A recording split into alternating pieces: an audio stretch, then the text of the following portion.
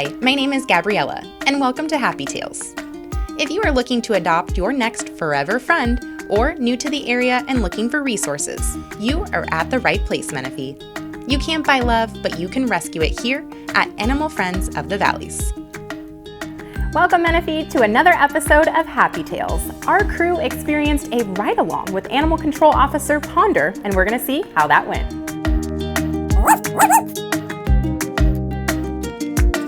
Hey, Officer Ponder, thank you for sitting down with us. Oh, no problem. So I think a common misconception, and myself included, is all you do is pick up stray animals all day long, but there's much more to the job, so let's get into that. So that's definitely a small portion of my job. Bigger aspect of it is that we investigate cases of animal cruelty, animal welfares.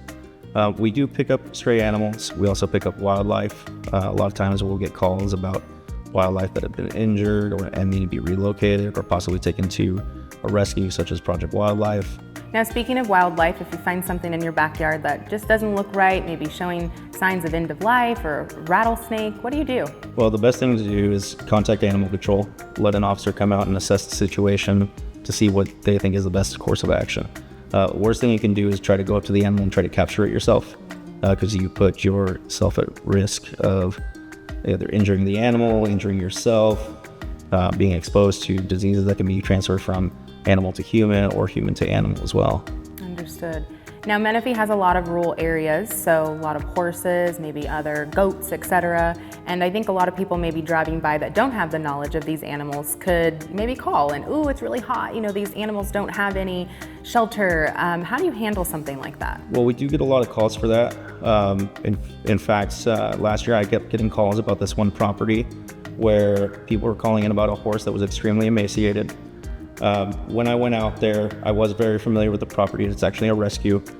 They've always taken care of their animals and have never had any issues.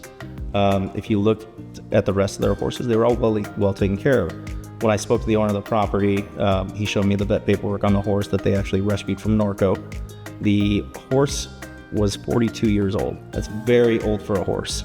There was actually nothing wrong with the horse other than old age. You have animals when they're in the public view, whether it's a cat, a dog, a horse, you're gonna get called on. Yeah, and sometimes not knowing that full story. Exactly. Oh, well, thank you for walking us through that, and I really appreciate all the insight, because like I said, you know, from the outside looking in, we don't really realize all that goes into a day in the life of an animal control officer. So thank you, and we look forward to hearing more in segments to come, so we'll see you soon.